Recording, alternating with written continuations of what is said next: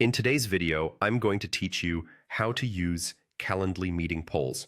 5 minutes. First, open your browser and go to calendly.com. On the top right, click Log In. Enter the email address associated with your Calendly account and choose Continue. Then type your password and continue again to sign in. If your company uses single sign-on, use that method so everything connects to your calendar automatically. Once you're on your Calendly homepage, look for the Create button.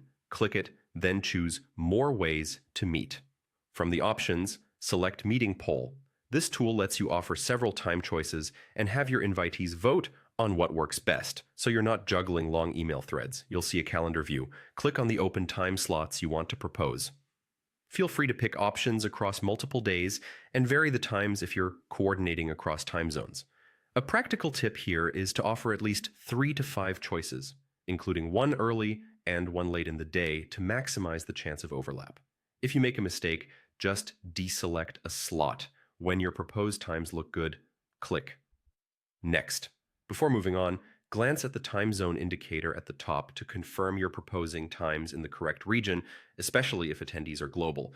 Give your meeting a clear, searchable name so invitees instantly know what it's about. Then choose the location for the meeting: Zoom, Google Meet, Microsoft Teams, or another option you've connected.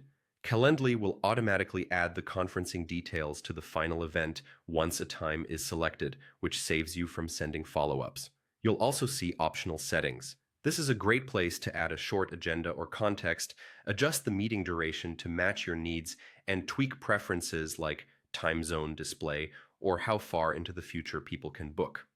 Keeping these fields tidy helps invitees respond faster and reduces back and forth later. Take a moment to review the proposed times and details from the summary screen to ensure everything looks right. When you're ready, click Share Meeting Poll. Calendly will generate a unique link for this poll. Copy that link and share it with your participants in email, chat, or wherever you coordinate. Sharing the link through your usual communication channel keeps the process simple and transparent.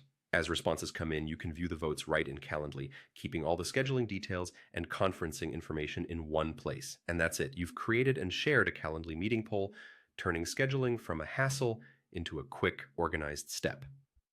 Thanks for watching, and